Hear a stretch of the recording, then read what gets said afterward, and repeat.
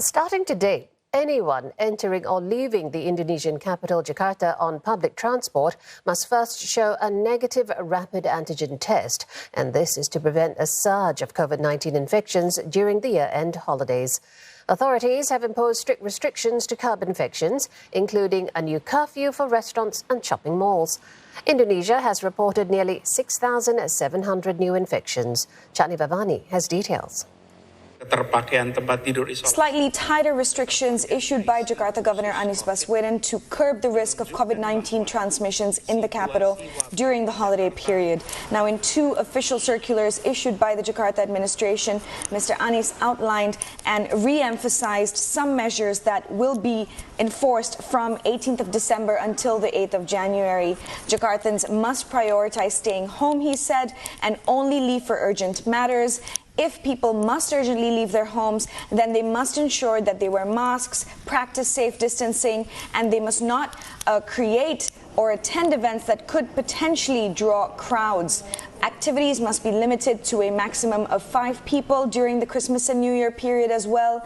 Those violating this rule will face sanctions, which could result in a fine of a maximum of about $18. Now, those in businesses and offices must also limit operating hours to 7 p.m. and limit the number of people working in the same space at the same time to 50% capacity. This applies to all areas of work except public and emergency services.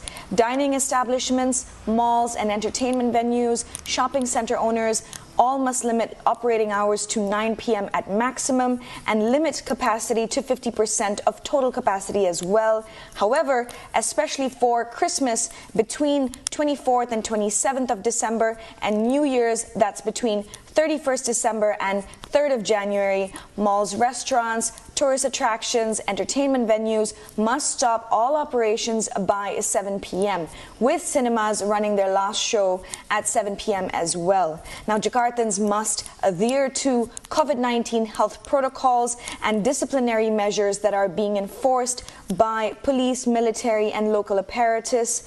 While these measures are in line with directives from the central government, it is worth noting that some elements aren't as strict as suggested by the central government, such as limiting office capacity to 75%, for example.